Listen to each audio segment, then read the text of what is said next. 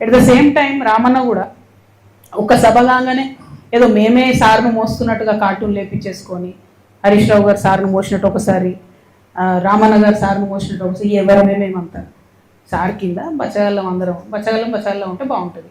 ఇలా నన్ను బయటకు వారేసిండ్రు కాబట్టి నేను నెత్తి మీద బతుకమ్మ ఎత్తుకున్నట్టు నెత్తి మీద తెలంగాణ సమస్యలు ఎత్తుకుని తిరుగుతున్నాయి అలా.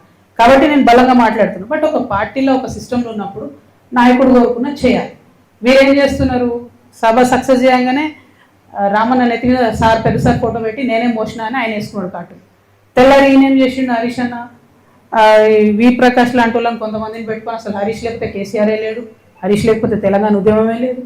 ఏంది ఇది అవసరమా? ఇప్పుడు ఇక్కడ పద్మదేవేందర్ రెడ్డి గారు ఉన్నారండి.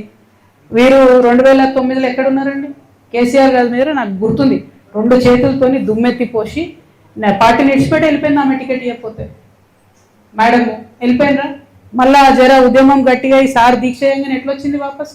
ఎవరు సపోర్టు మేడంకి, ఆ దేవేందర్ రెడ్డి అన్నకి? హరీష్ రావు గారు కదా. మరి జిల్లాలో ఒకే సపోర్ట్ ఉన్నారు, తీసుకొచ్చిరు. ఇక్కడ వింటుంటే అసలు ఎంత ఘోరమండి వస్తుంటే అవి నాకు కొన్ని చెప్పబుద్ధి అయితే లేదు.